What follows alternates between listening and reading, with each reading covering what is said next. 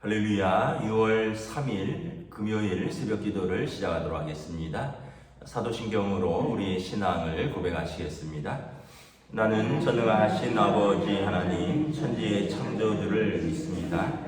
나는 그의 유일하신 아들 우리 주 예수 그리스도를 믿습니다.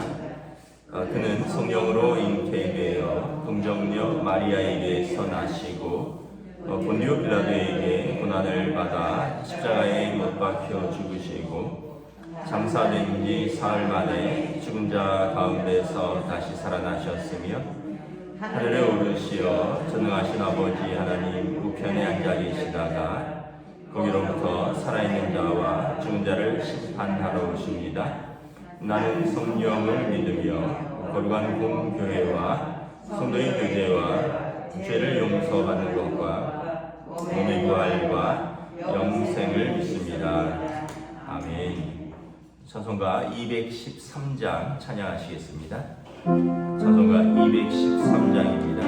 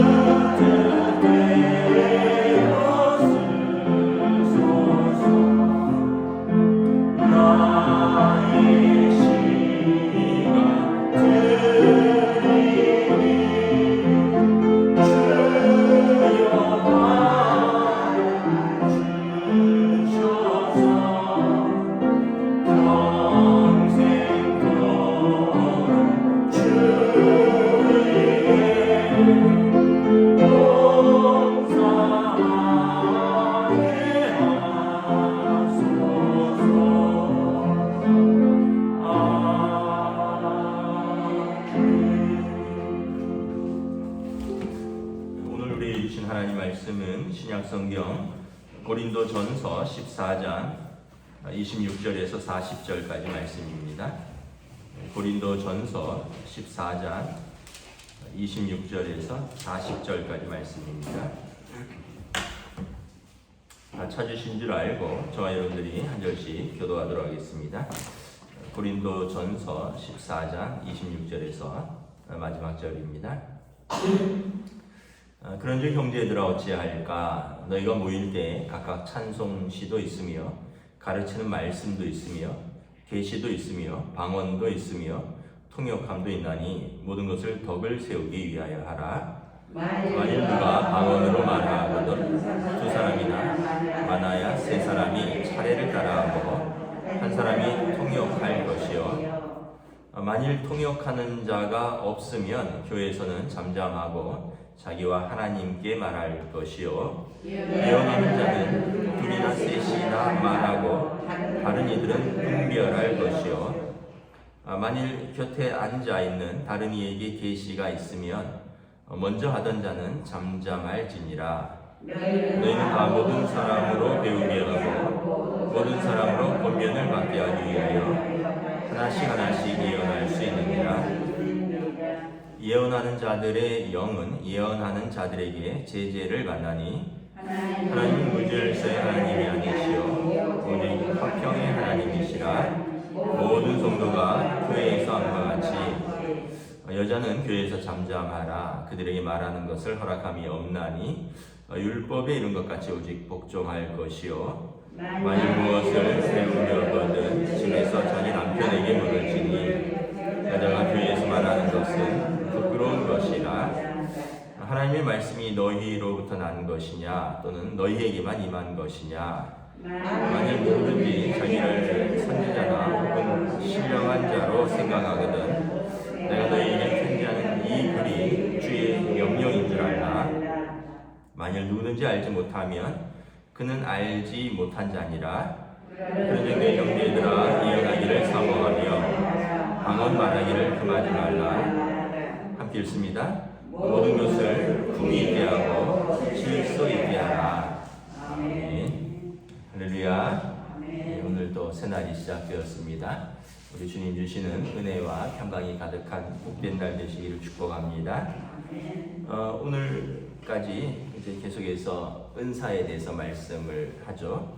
어제까지는 주로 방언에 대해서 말했는데 오늘은 방언뿐만 아니라 예언, 또 계시, 그러나 이제 그 여러 가지 은사들을 공동체의 예배 가운데 어떻게 사용하는 것일까?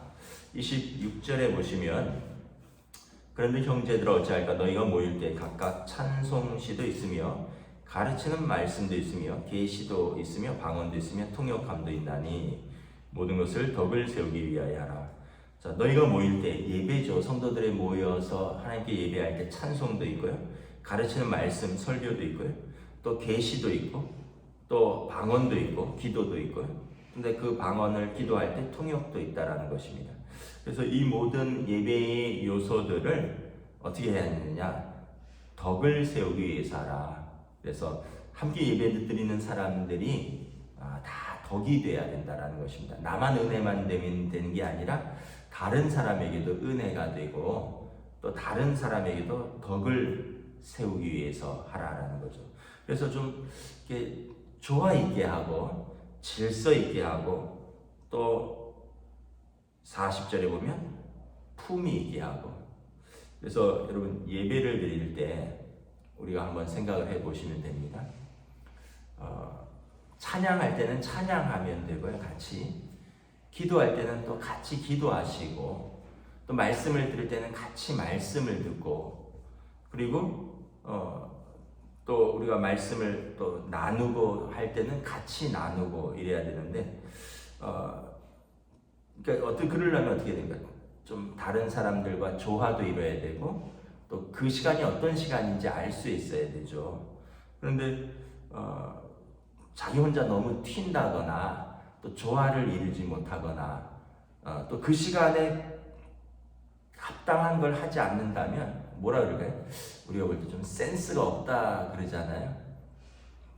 이건 예전에 어느 목사님이 말씀을 하신 건데 어느 교회에 설교를 하러 가셨대요. 제 얘기가 아니라 다른 목사님이 하신 말씀을 들었습니다.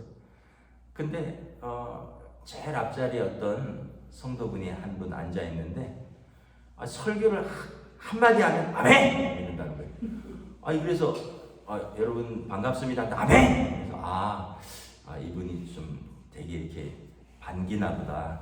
그래서 오늘 고린도전서 은사 말씀에 아멘! 그래서 깜짝이야. 여러분들도 성령의 은사 받기를 원합니다. 아멘! 방언의 은사 아멘! 그래서 목사님이 설교를 진행을 할 수가 없더래요.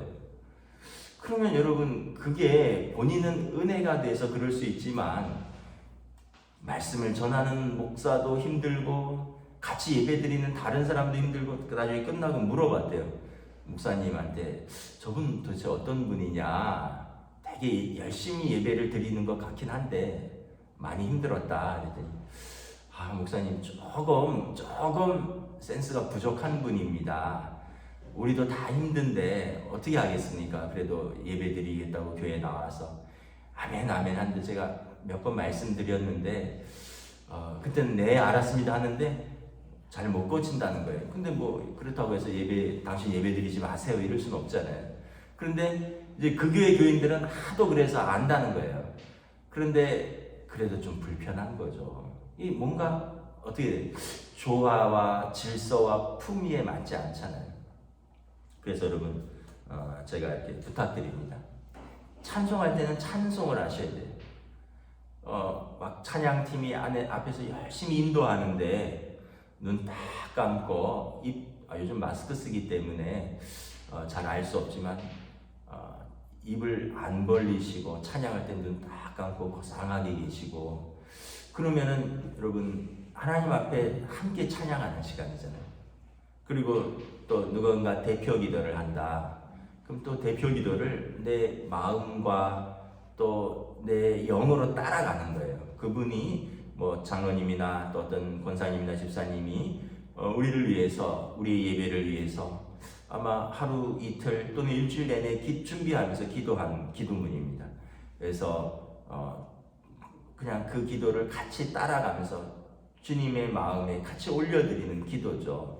기도하면서 에휴 저걸 기도라고 하고 앉아있냐 뭐 이러면서, 만약에 뭐 그러진 않겠지만, 또는 무슨 기도가 뭐 이렇게 5분이 넘어가냐, 물론 좀 기도하는 분도 또 센스가 있고 또 이래야 되지만, 기도하면서 그 기도자를 판단하고 기도의 내용을 판단하고 또 그것도 옳지는 않겠죠.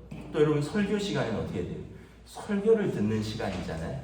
설교 시간에는 설교를 들으셔야 돼요. 설교 시간에 딴 거 하시고, 그러면 여러분 그 설교자는 모든 성도를 다 바라보기 때문에, 우리 교회는 뭐 그렇게 크지 않기 때문에 강단에서 보면 다 보여요. 다 보이는데 말씀을 열심히 듣는 사람도 있고요. 또 말씀을 듣는 시간에 다른 거 하시는 분들도 간혹 있습니다. 그러면은 저분은 내 말씀을 안 듣는구나. 내 말씀이지만 또 설교의 자에게 주신 설교의 시간인데 저분은 설교 시간을 다른 데 사용하는구나. 그 마음이, 설교자도 계속 그분에게 신경이 가요. 그러면은 죄송하지만 설교를 방해하는 겁니다. 뭘 설교를 방해한 겁니까? 나는 내 일을 한 건데. 아니라니까요. 설교 시간엔 설교를 듣는 거예요. 내 일을 하시는 게 아니에요. 찬양할 땐 찬양을 하시는 거예요. 여러분 찬양하시는데 찬양팀이 열심히 막 자기들도 은혜를 힘과 열심으로 은혜를 끼치기 위해서 하는데, 만약에 어디 옆에 앉은 분이 핸드폰 뭐 이러면서 해보세요. 찬양하는 분도 힘 빠지고 찬양하는 분도 마음이 어려워지고 그런 거죠. 여러분이 만약에 앞에서 기도하고 여러분이 찬양을 인도하고 여러분이 말씀을 전하는데 내 앞에서 내가 아는 다른 분이 딴짓하면서 그 예배를, 그 찬양을, 그 말씀을 듣는데 집중하지 않는다고 생각을 해보셔요. 그러면은 여러분도 마음이 어려울 겁니다. 그래서 하나님 앞에 예배드리지만 공동체성을 함께 가지고 가야 되는 것이죠. 그래서 좀 센스가 있어야 됩니다. 그래서 우리도 그러잖아요. 저 사람 좀 센스 없는 것 같아 이러잖아요. 그 얘기는 뭐예요? 남들은 다 아는데 자기만 잘 모른다는 거예요.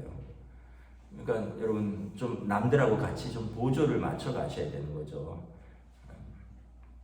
그래서 우리가 교회는 항상 여기 보면 33절에 하나님은 무질서의 하나님이 아니시오 오직 화평의 하나님이시라.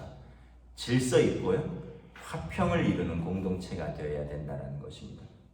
그래서 하나님께서 태초에 말씀으로 천지를 창조하실 때 질서 있게 창조하셨잖아요. 처음에 어떻게 하셨습니까? 빛이 있으라. 빛을 먼저 창조하셨어요. 빛이 있어야지 식물도 자라고 동물도 살 수 있으니까. 여러분 암흑 가운데 빛을 창조하지 않고 먼저 하나님께서 각종 식물과 동물을 창조하시면은 그 식물과 동물이 혼돈 가운데 살아갈 수가 없잖아요. 우리가 전기만 나가도 아무것도 알 수 없는데. 그래서 태초에 하나님이 빛이 있으라 하셨고 또 그리고 물대로, 땅을 땅대로, 바다를 바다대로 만드시고, 그리고 그 가운데 식물과 동물을 주신 것이죠. 그리고 이런 모든 것들이 갖춰진 다음에 사람을 주셔서 사람으로 관리하도록 하시는 거죠. 하나님은 질서의 하나님이시다는 것을 우리가 항상 기억을 해야 됩니다.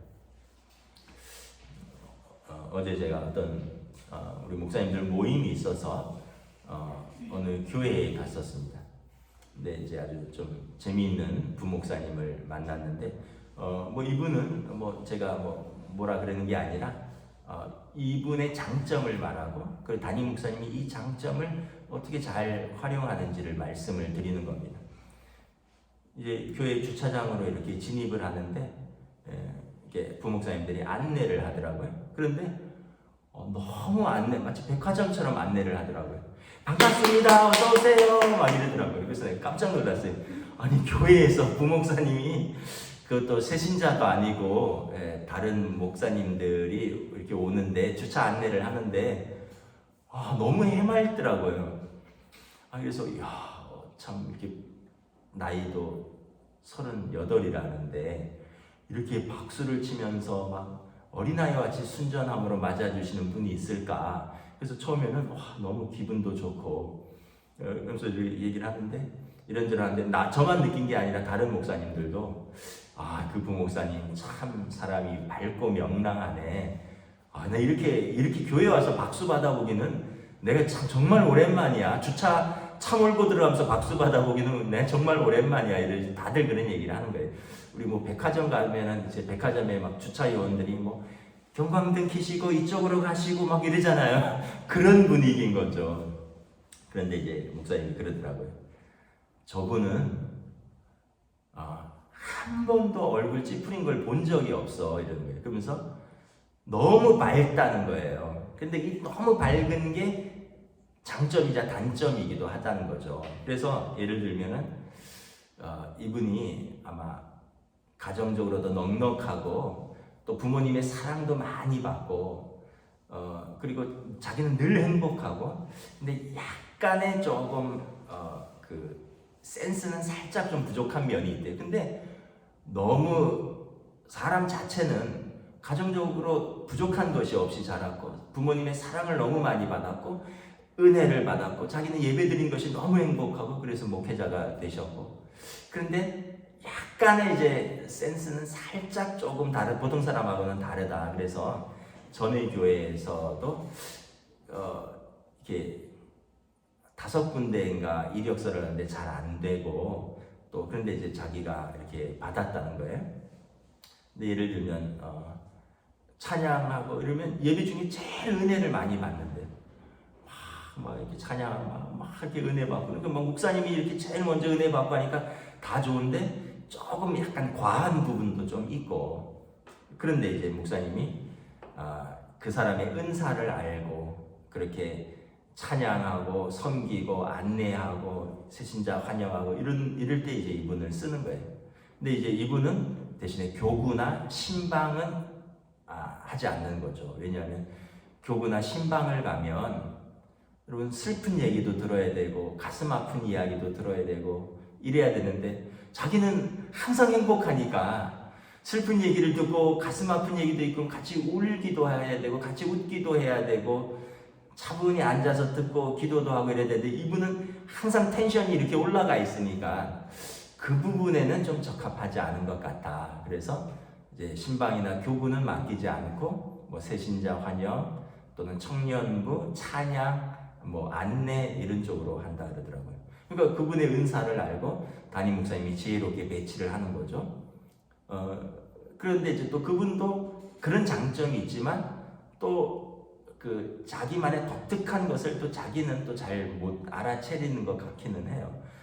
근데 어떻게 하십니까? 교회는 이런 분도 있고 저런 분도 있고, 그러나 그 모든 분들이 모여서 질서를 이루고 조화롭게 하고, 근데 그분이 안내하고 환영하니까 기분은 너무 좋은 거예요. 아이고, 내가 어디 주차장 진입하면서 그렇게 박수를 받았던가. 여러분, 그래서 우리가 교회에 누가 오면 박수까지는 아니더라도 환하게 맞아줘야겠다. 누가 등록하면 누구 권사님 가족이다, 친척이다, 누구 소개로 와서 했다면은 나갈 때 따뜻하게 인사라도 하고 아이고 반갑다고 같이 예배드리게 돼서 고맙다고 이렇게 환영을 해줘야지 그분도 마음이 좋지. 인사 다 시켰는데 뭐 이렇게 보는 둥 마는 둥 이러면 그분도 조금 마음이 이렇게 조금 어려울 수도 있겠다 그런 생각을 합니다. 그래서 여러분 모든 것은 분별해야 되고 또 모든 것은 질서 있게 행해야 되고 그래서 모든 것은 26절 하반절에 덕을 세우기 위해서 하는 것이다. 예배에 함께 덕을 세워가면 나만 은혜 받아서 나만 기쁘고 나만 슬프고 나만 내가 하는 거에만 집중하고 이러면 다른 사람들의 예배에 여러분 함께 하는 그런 센스도 필요하다는 거죠. 그러면서 여기 약간 좀 오해할 수 있는 말씀이 있는데 이거는 좀 설명이 필요할 것 같아요. 34절 35절에 보면 여자는 교회에서 잠잠하라 그들에게 말하는 것을 허락함이 없나니 율법에 이른 것 같이 오직 복종할 것이요 만일 무엇을 배우려거든 집에서 자기 남편에게 물을 지니 여자가 교회에서 말하는 것은 부끄러운 것이라. 이 부분은 어떤 그 문화적 맥락과 그 당시 고린도 교회의 상황 속에서 하는 말씀입니다. 36절에 보면 하나님의 말씀이 너희로부터 난 것이냐 또는 너희에게만 임한 것이냐. 그 당시에는 여러분 전문적으로 신학을 한 목회자, 설교자가 부족했었습니다. 그래서 순회 목회자들이 돌아가면서 설교를 하기도 하지만 한 분이 여러 교회를 순회하고 돌아가고 지역적인 거리가 있으니까 한 번 오면 다음에 오기도 어렵고 그런 상황에서 그 교회 안에서 예언의 은사는 어떤 것입니까? 하나님의 말씀을 깨닫고 그 깨달은 것을 함께 나누는 거예요. 그래서 그 당시에는 어떤 예배의 형식이 정해져 있지 않았잖아요. 그래서 26절에 보면 너희가 모여서 예배할 때 찬송도 하고 가르치는 말씀도 있고 계시도 있고 방언도 있는데 27절에 보면 이렇게 말할 때 2명 또는 많아야 3사람이 차례를 따라서 하고 그러니까 한 사람이 기도하고 또 한 사람이 말씀을 전하는 게 아니라는 거죠. 2사람도 하고 3사람도 하는데 차례대로 하고 만약에 방언으로 기도한다면 통역하는 사람이 하고 방언으로 통역하는 자가 없다면 방언은 공예배에서는 하지 말고 자기와 하나님께만 말할 거죠. 개인 기도 시간에 하고 같이 예배 드릴 때는 통역하는 자가 있다면 방언을 하라라는 거죠. 예언도 마찬가지입니다. 29절에 둘이나 셋이서 말하고 예배 시간에서 한없이 말을 하면 안 되잖아요. 자기가 깨달은 사람들 2명 또는 3명에서 순서대로 말을 하고 그래서 30절에 만일 곁에 앉아있는 다른 이에게 계시가 임하면 먼저 있던 자는 잠잠할지니라. 그래서 어떤 본문을 하나님 말씀을 읽고 말씀을 나누고 그리고 그 사람이 독점하는 게 아니라 다른 분에게 말할 차례가 오고 다른 분에게 하나님께서 말씀을 전할 마음을 주시면 그 사람이 말하면 다른 사람은 앞에서 말하던 사람은 이제 잠잠하고 중지하고 다른 사람에게 기회를 주고 그래서 너희는 다 모든 사람에게 배우게 하고 모든 사람에게 권면을 하기 위해서 하나씩 예언할 수 있다는 거죠. 모든 성도는 다 하나님께서 주신 마음, 하나님께서 깨우친 어떤 말씀들이 있다면 서로 배우게 하고 서로 권면을 하기 위해서 말을 할 수 있다. 예언을 할 수 있고 설교를 할 수 있다는 거죠. 그러나 다른 사람이 하면 먼저 하던 사람은 잠잠하고 그 사람이 할 때 다른 사람들은 어떻게 하라고 해서 29절에 앉아서 분별할 것이라. 저 사람이 온전히 하나님의 말씀을 하는지를 분별하라는 거죠. 왜냐하면 그 당시 다 신학한 것이 아니라 은혜 받은 대로만 나누는 거니까. 그러니까 분별도 하고 교대로 나누기도 하고 그래서 32절에 예언하는 자들의 영은 예언하는 자들에게 제재를 받나니 내가 말씀 받았다고 나 혼자 말씀 전하는 게 아니라 다른 사람들이 할 때는 나도 그 안에서 질서 있게 듣는 시간도 필요하다는 거죠. 그런데 일부 여자분들이 모든 걸 그러니까 우리가 보면 말씀하기 좋아하시는 분이 계시잖아요. 그분이 그 예배 시간에, 말씀의 시간에, 예언의 시간에 자기가 독점을 하고, 또는 또 다른 사람이 얘기할 때 그거 아니야, 그거 그래서 막 타박 주고, 그거는 내가 깨달은 건데 그건 그게 아니야. 그러면 여러분, 그 말씀을 나누던 사람이 미안해지고 무안해지죠. 근데 그런 것을 한두 번 하는 게 아니라 습관적으로 한다는 거예요. 그래서 36절에 하나님의 말씀이 너희로부터 난 것이냐, 또는 너희에게만 임한 것이냐, 다른 사람에게 임한 것은 아니냐, 다른 사람들에게도 임했을 뿐만 아니라 이 말씀은 너희의 말씀이 아니라 하나님의 말씀 아니냐, 함께 나누고 함께 듣는 시간도 필요한데 왜 당신들은 그렇게 독점하고 또는 다른 사람 이야기할 때 참견하고 판단하고 뭐 아니라 그러고 그렇다 그러고 내 말이 옳다 그러고. 그래서 바울 사도가 그냥 따끔하게 고린도 교회에 대한 이야기를 들었기 때문에 그 여자분들에게 잠잠하라는 것입니다. 그리고 무엇을 배우려거든, 무엇을 물어보려면 집에서 남편에게 하시라고. 교회 와서 일일이 그 예배 시간에 자기가 다 얘기하고 그건 아니라고 자기가 판단하고 그거 정말 하나님 주신 말씀 맞냐라고 묻고 그런 거 하지 마시고, 그건 잠잠히 교회에서는 들으시고 하실 말씀 있으면 집에 가서 남편에게 하시라고.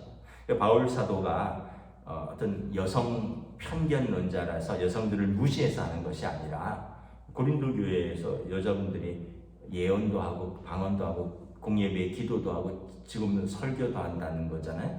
지금보다 훨씬 더 앞선 교회죠. 그러나 아까도 말씀드린 대로 독점하고 질서 없게 하고 또 예배드리는 사람들의 덕을 무너뜨리는 일부 성도들이 있었는데 아마 특별히 그런 분들 중에 여자분들이 좀 계셨던 것 같아요. 그래서 그런 분들에게 좀 경고하는 것입니다. 그래서 지나치게 나서고 지나치게 질문하고 지나치게 본인이 오래 이야기하고 그러면 다른 분들과의 조화가 맞지 않다는 거죠. 그래서 예배 속에서 품위를 손상하지 말고 질서와 화평을 지켜서 하라는 겁니다. 예를 들면 이런 거겠죠. 방언의 은사를 받은 분이 있어요. 근데 다른 사람들한테 앞에서 막 방언으로 기도하면서 아유 넌 방언도 못하니? 아유 성령도 못 받은 사람 같으니라고 뭐 이런다면 은사는 섬기라고 주신 것인데 그 자랑하라고 주신 것이냐라는 거죠. 아니 방언으로 기도하면 기도 많이 하는 분 아니에요? 기도 많이 하는 사람이 교만하여서 다른 사람 타박 주고 다른 사람 한테 자기가 영적으로 더 깊은 사람이라고 자랑하고 너는 그것도 못하냐고 타박하고 비웃는다면 그 사람이 정말 기도하는 사람이냐라는 것입니다. 기도하면 정말 겸손하게 기도하고 섬겨야 되는 거 아니냐.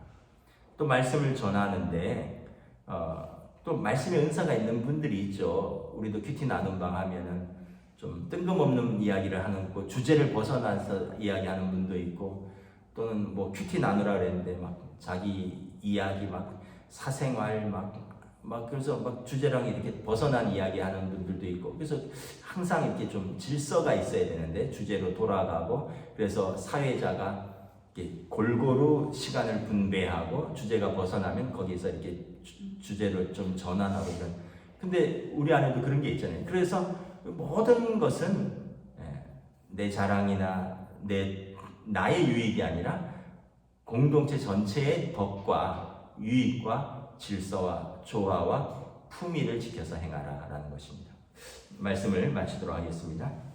그래서 여러분 우리가 은사장을 한번 이렇게 쭉 보면서 어떻게 은사를 사용할 것인가 다시 한번 말씀을 드렸고, 또 잘 기억해야 되는 것이 은사는 하나님이 주신 선물이다.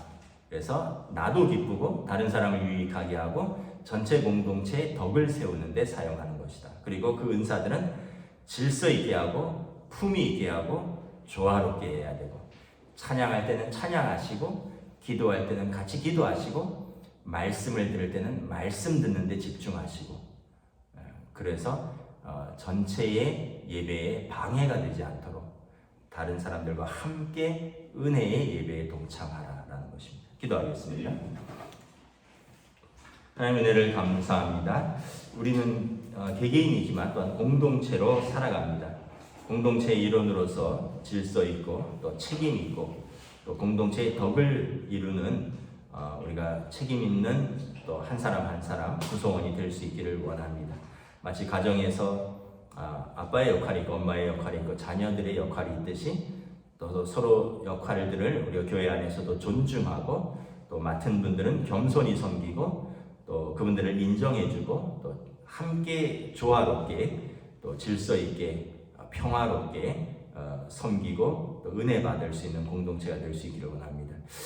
나로 인해서 다른 공동체가 질서가 무너지고 나로 인해서 또 다른 분들이 시험 든다면 또 하나님의 자녀를 예수님께서 피로 값주고 사신 존귀한 또 영혼을 내가 시험 들게 하는 것이니 또 내 스스로도 하나님 앞에서 또 우리가 겸비하고 또 우리가 서로를 존중하고 높일 수 있는 아름다운 공동체로 또 그러한 은사로 사용할 수 있도록 성령님 인도하여 주시옵소서. 감사를 드리오며 우리 주 예수 그리스도 이름으로 기도드리옵나이다. 아멘. 하늘에 계신 우리 아버지의 이름을 거룩하게 하시며 아버지의 나라가 오게 하시며 아버지의 뜻이 하늘에서와 같이 땅에서도 이루어지게 하소서.